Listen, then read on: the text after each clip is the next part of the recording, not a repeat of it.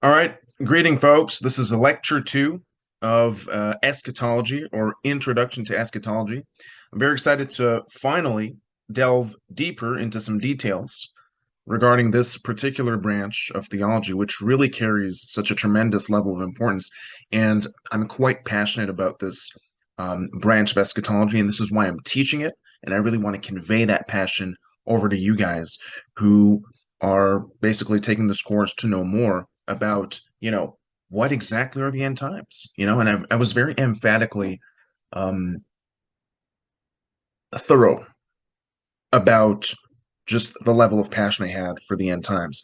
And this is something that really needs to be talked about because in the theology discipline, it is so important, right? So we did talk about a few denominations, right? Different players, different groups of people that are stakeholders, just like you have stakeholders in any business environment. You have stakeholders on the societal and political and religious um, aspects of life or in those dimensions. So we talked about Roman Catholics, right? Roman Catholics are those Christians that follow the papacy in Rome, based in Rome. And you have different types of Catholics. And basically, Catholics do follow the doctrine stemming from the Catholic Church and, of course, the Pope to understand the biblical view on eschatology, on the end of the world, and some Catholics that have a political say in American politics also use those religious views to get involved in politics and better society from their own angle, right?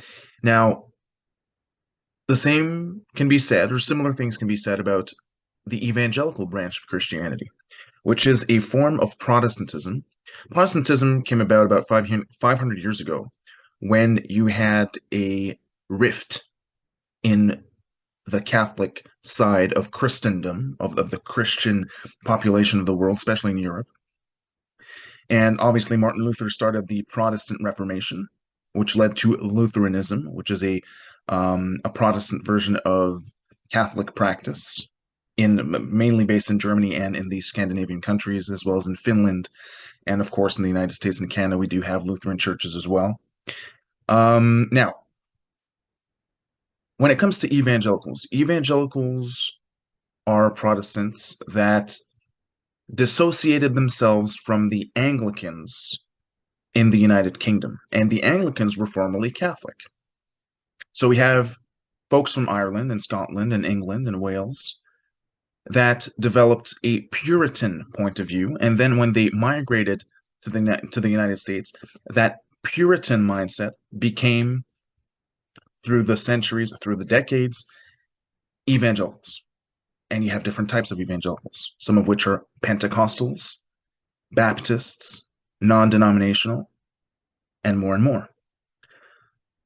My particular focus, my master's focus, was mostly on the Baptist branch of evangelicalism. So even within one branch, you can have different branches which also ra ramify into more branches, right? So evangelicals also have political players, and they have uh, people that share their values on the political front and that wish for society to be spun in a certain direction for the better in their own view. Now, whether it be Catholic or evangelical players on the ground that are deploying these particular practices, there are good consequences that come from the policies that they draft, their opinions that are basically transforming the landscape for a more moral improvement of America. But there are also some negative consequences, some bad effects, undesired effects that have happened and that may still happen. Do we dissociate religion completely from politics? Should we? Should we not? That's for you to decide as my students, because some people may have differing opinions. Some people may be for it, against it, or ambivalent. But that wouldn't be the topic, or that wouldn't be very pertinent for this particular topic or this particular seminar or course about eschatology, because we really want to look at not only what's happening on the ground level, what's visible and palpable, but also what's abstract and where do these behaviors and policy draftings come from. And we have to look at, the Bible, doing systematic theology, taking different verses from the Bible, associating them together, and understanding what teachings are drawn from these different verses, and therefore to understand how Catholic and evangelical codes of morality are developed, concretized, and established, not only in people's minds, but also in people's behaviors. So, without further ado, this is obviously a theology class. Let's look at the Bible from a neutral point of view. And let's look at one passage where Catholics and evangelicals differ quite significantly. I'll read it out for you, and then we'll explain what exactly is entailed. So I'm reading out of the NRSV version of the Bible. The book of Revelation, chapter 12. It talks about a woman. A great portent appeared in heaven, a woman clothed with the sun, with the moon under her feet, and on her head a crown of 12 stars. She was pregnant and was crying out in birth pangs, in the agony of giving birth. Then another portent appeared in heaven, a great red dragon with 7 heads and 10 horns, and 7 diadems on his head. His tail swept down a third of the stars of heaven and threw them onto the earth. Then the dragon stood before the woman who was about to bear a child, so that he might devour her child as soon as it was born. And she gave birth to a son, a male child, who is to rule all the nations with a rod of iron. But her child was snatched away and taken to God and to his throne. And the woman fled into the wilderness, where she had a place prepared by God, so that there she can be nourished for 1,260 days.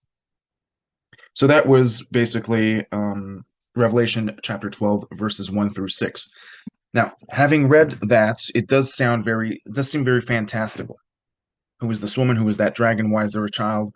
What's the numerology behind it? The book of Revelation, for a lot of people that are familiar with pop culture, know that eschatology is deeply rooted in the book of Revelation. Because the book of Revelation talks about the end of the world, right? And all the movies and novels that I made reference to last lecture do allude to aspects in the book of Revelation. Now, where do Catholics and evangelicals disagree? They disagree on the identity of this woman. I've asked folks in both circles, folks that are very knowledgeable about their religion, in both these circles, the Catholic and evangelical circles, who is this woman?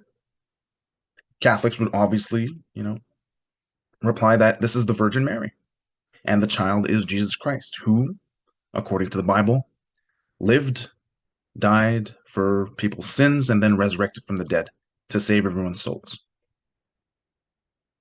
Now, that is very evident when we look at it, but evangelicals have a different perspective.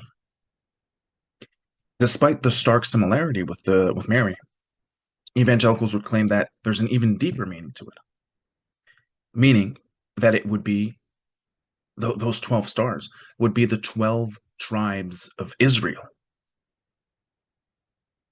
and that this woman would be Israel, and that Israel would have borne the child that, of course, here Catholics and evangelicals would agree is Jesus Christ. So in all this storytelling and in this religious literature, what's important to understand is that the dragon is the antagonist here, and the dragon is a personification or an animal representation of the devil or of Satan.